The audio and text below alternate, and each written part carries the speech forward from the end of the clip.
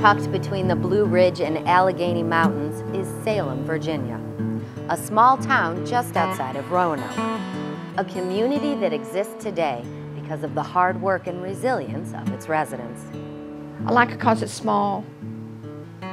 You know everybody. Marie Carr has lived in Salem since 1954. Grandma and Grandpa. It's where she raised her son, Machinist member John Carr. And today, she's still a very active woman, even in her golden years. Until recently, it was Marie and her husband of 57 years, Big Al as they call him, together in this home. But about a year ago, everything changed when Big Al had to be put in a long-term care facility.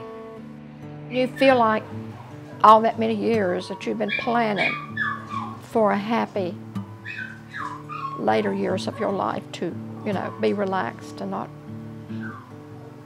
it's just like a bomb exploded right in your face. Without programs like Medicare and Social Security, Big Al would not be receiving the care he needs to survive.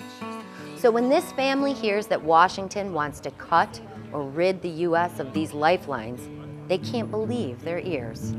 I'd like to see them tell my World War II veteran father, who these two have paid into the system more than 80 years, that they need to cut what he's getting right now. He needs more.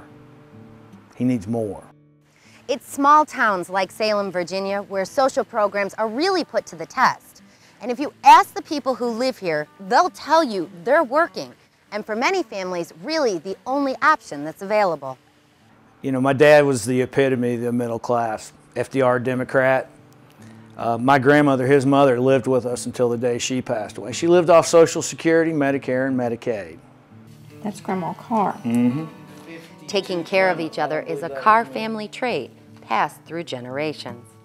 But today, millions of households in America grapple with the same situation, which has become even harder to bear in tough economic times. Just like for the Carrs, these programs are lifelines for people in towns across America, and many feel they need to be strengthened, not replaced. They're working, but they could work better, much better. We wouldn't be able to make it without it. That's why John and labor fight to keep these social programs in place.